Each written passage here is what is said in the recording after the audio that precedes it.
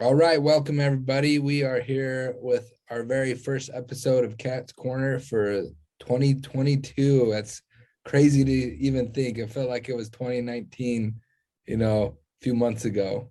And here we are. Yeah. So there's been a lot of movement, in these last couple of weeks. Can you guys kind of fill our viewers in on what's going on out there with the precious metals, the PGMs, and even gold and silver? So, Well, we have seen. First off, remember, Nick, when you see the end of the year, you get a lot of what's referred to as window dressing, window cleaning, where people are taking profits on the end of the year. Big hedge funds have profits in positions; they'll be taking them off. So you get these staccato movements, this chop in the market, because it is in effect offsets of very large positions that either shorts or longs that people have been in. And generally, what happens is you see a lot of profit taking in markets that have been trending. So that's usually why you get that staccato movement on a year end. is that because people are just moving their money? So before the actual end of the year, Yeah, for and 2022. there's been a tremendous amount of buzz about where the tax laws are going to be. They could be paying as much as 50% in New York right now, is what I'm hearing. On profits. So And if the on money's moved, yeah, then it's not a profit. on general taxes on profits. They're going to try to change the profit laws on the structure of profits in stocks. So there's a lot of nervousness about it. So I think we saw a lot of profit taking before the end of the year. Okay. Our last one, I think we did, gosh, did we do one was it November? The last one we did kind of discussed we thought the PGMs were going to stay fairly low for a little Yeah, while. But and to me, it seems like they're rallying. Is that but just because of the sell off or the end of the year stuff? well, I think a lot of people were short. I think we saw a lot of short. If you remember, not too long after we did that show, the market just nosedived under 2,000 Yep. and just went straight down to 1,800. So it wasn't a bad call. No, it was right. And I think Yeah, you did. I think you both even said, you do think there could be a rally in the first quarter. yeah, I don't know if and that's what we're seeing already that's or if what we're. it's I mean, that is what we're seeing is first quarter buying, and I think the thing is that the numbers came out on production for first quarter chips. And everyone was kind of surprised to see that South Korea has been going gangbusters, man, and they were producing more chips. They really sent a surprise to everybody in their output, and really did a terrific job. And because of it, we're seeing PGMs and rare earths were rallying off of the expectations of continued production. because the chips will help the production of the new vehicles. Absolutely. And now Mhm. think about it. Now remember, because you and I have talked about this at length, all those cars sitting that are semi-completed because of Mhm. lack of parts due to supply chain problems will now be getting chips that they can install and deliver. So it But all those also cars means sitting there, did they not have a converter on them already? some of them do, some of them don't. Okay. A lot of them do, but remember, when you move a vehicle out, that means you can make another one. Gotcha. So Okay, that yeah, just opens them up to producing more. Okay, exactly right. that Yeah, makes sense. yeah, yeah. So, and there's a lot of research going on in with platinum, palladium, both in their usage and Nature's Catalyst, which is a scientific journal, and I read all kinds of bizarre stuff, but Hmm. they found a way to crack a 4 carbon bond.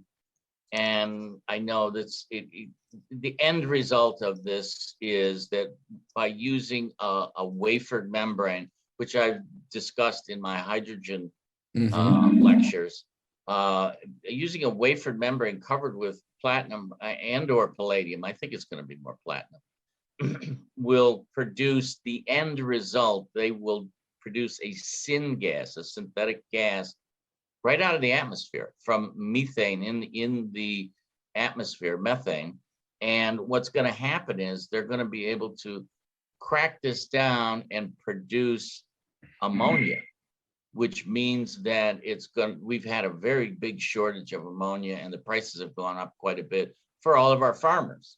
And if this proves to be so, this will be like another catalytic converter boom for platinum palladium. And UE, I think, is in Iowa State, is the guy who was leading the charge with this, and I'm going to follow it and keep you guys informed. Yeah, that's really interesting. Yeah, I'd like to add too that the World Platinum Investment Council, they have prize money available. I think it's $350,000 right now for innovations to utilize palladium for a sustainable future. So they earmark funds for new inventions, just like Pete is talking about, to utilize these metals for the global clean initiatives. And I believe they advertise those to colleges and research scientists as a means of, hey, if we go down the path on this project, oh, there might be some prize money too. And they're that much more likely to get a grant for it. wow. Sure. But Yeah. I mean, that's a staggering tip, Scott. And people are sitting here watching Nick's show, and they just found out where $350,000 is sitting to pick up, right? That's Yeah. not a bad way to start the new year, right? Yeah, it's like when DARPA invests in something. This is a huge consortium putting some money out to say, let's spur investment in this sector or this Yeah, area. no, it's great. It will get some of these young minds. He's really Yeah.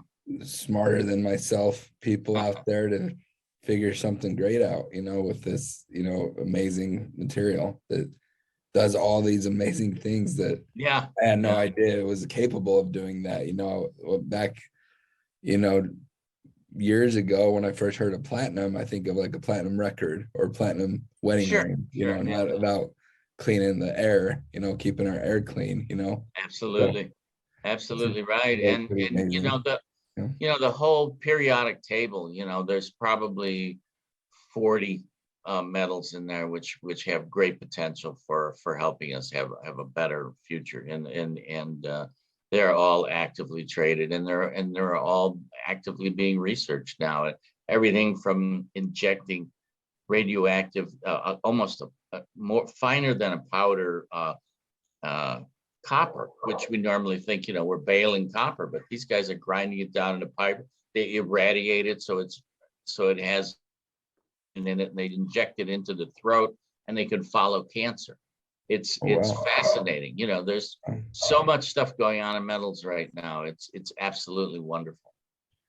Yeah, no, it's really fascinating to see the different properties of, even copper, how it's, I don't understand why hospitals don't use copper doorknobs, copper handles for everything, because it kills the bacteria for you, Yep. Stainless looks cleaner, but it's not as functional as copper. And there's just probably so many different elements out there that we're not utilizing correctly. So I think if you have companies, organizations putting money out there to persuade people to figure it out, it's going to create great things.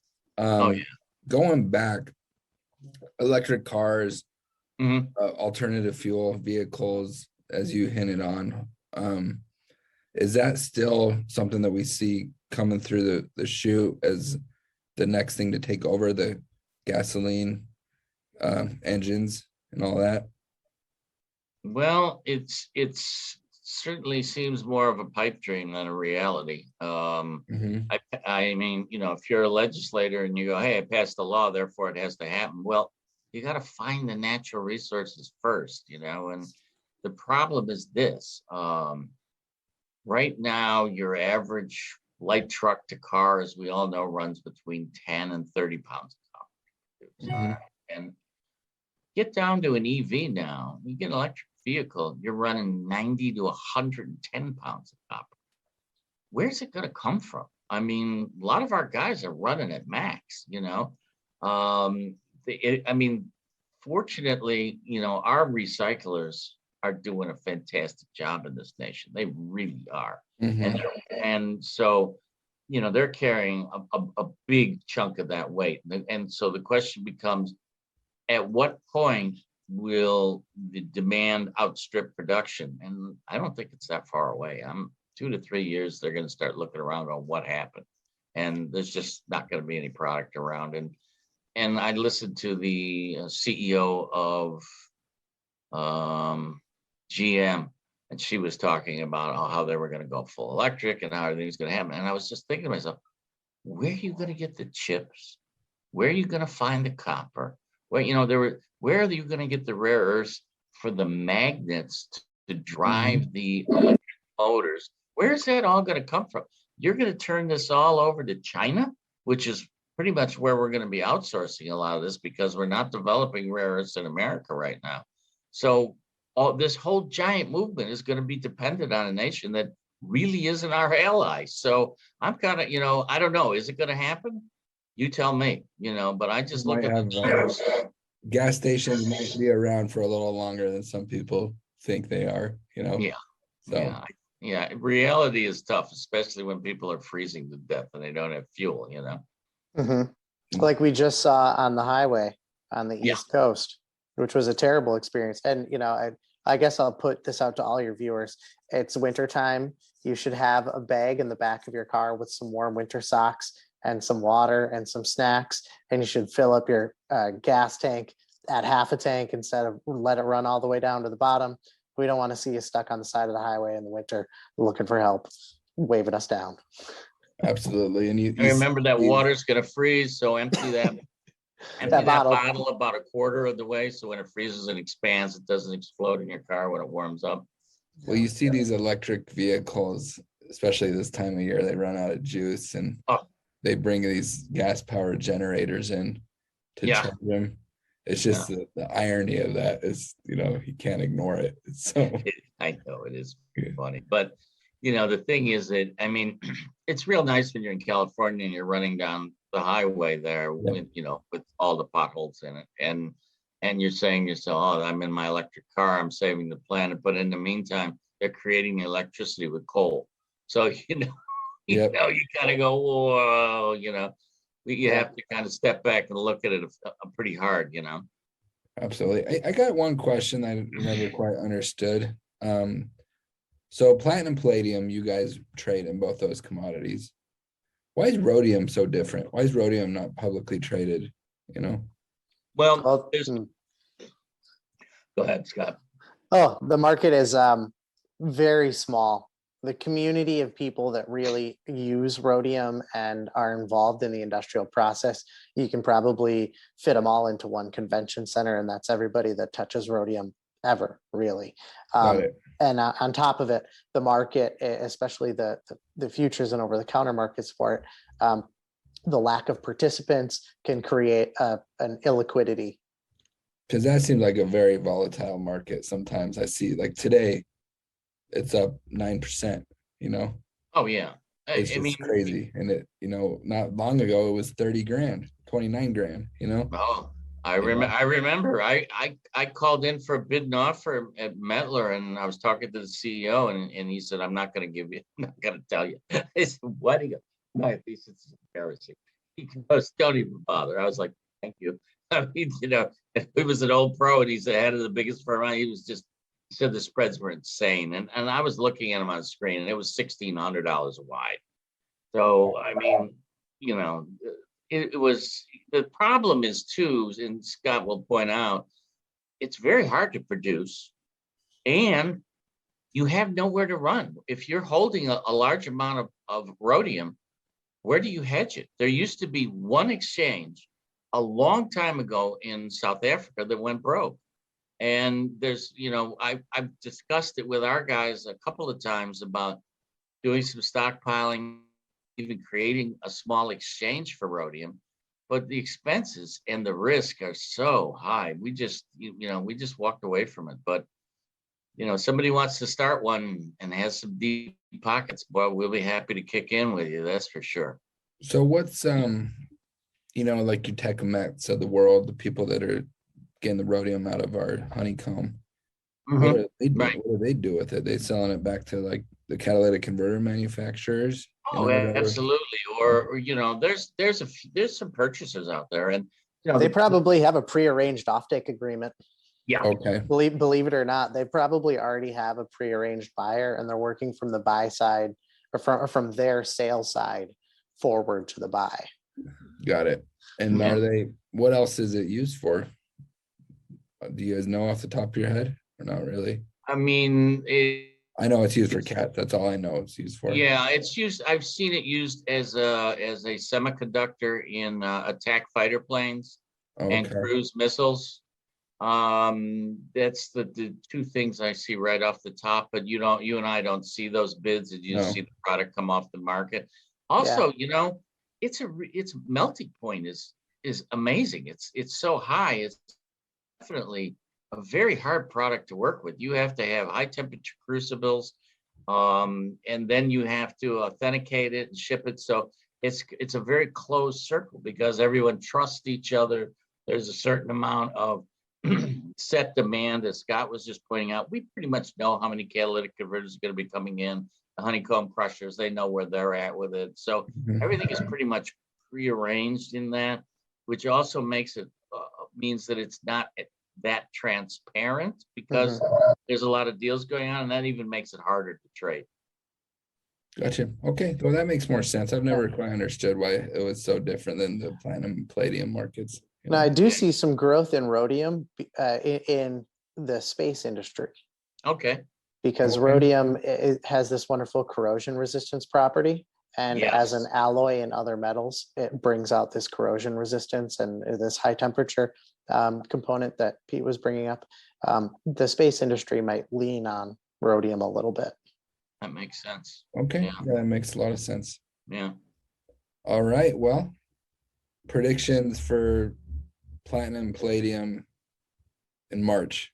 In March. March. And end of the quarter. I mean, where are we going to be? I think we're going to be above 2,000 if we see the demand getting cleaned up in the light trucks and cars. It's a tough call because that's going to depend on the employment figures. And, my crystal ball isn't that deep. I have no idea where we're going to be as far as hiring and firing goes. So, if I had a better handle on that, I could probably give you a much closer number, because when guys have money coming in, they're buying new trucks to get to work and get to the job site. And then hence the demand goes up. And that's a real tough call right now. So we're hoping for north of 2,000 on palladium. Do you think we'll get to north of 1,100 on platinum? I think we'll stay above 1,000. That much I'd be willing to roll the dice. So yeah. Okay, great. I'd love to see that. Yeah. All right, guys. Well, anything else to add? Scott, any speeches? Writing any papers? What are you up to? Well, in February, we'll be giving a short presentation on electronics recycling and how metals are recovered out of e-scrap at the Trade Fox conference. So your viewers are welcome to tune into that. Trade Fox is a network of international recyclers, and it's a fantastic wealth of information of people all around the planet. Yeah. And it's kind of like a peer-reviewed a network of industrial participants. So it's a great group to speak in front of, because they always ask the best questions. I'll get curveballs where I just have to sit and go, oh, okay, let me. Yeah.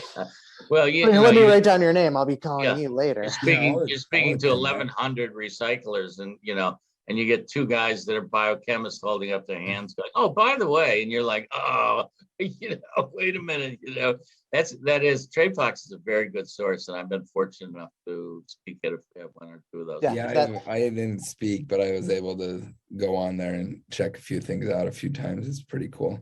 So. It is, yeah, and they do a good job. It's a real good team, and they're very conscientious, so they're worth working with. If anybody watching your show is asked to attend or speak, please do. If that's in February, let's do another one of these before then. Okay. Yeah, of course. Share that link. And that's February 15, 16, and 17. Okay, awesome. Great. We'll share it with our viewers, and cool. Till then, let's do this again in a few weeks or before February 15th. That sounds like a deal. Yeah, we'll have a better idea of where the markets are headed towards the end of this month. There's a lot that's going to get flushed out this January. Okay, we'll have to wait and see. Thanks, gentlemen. All righty.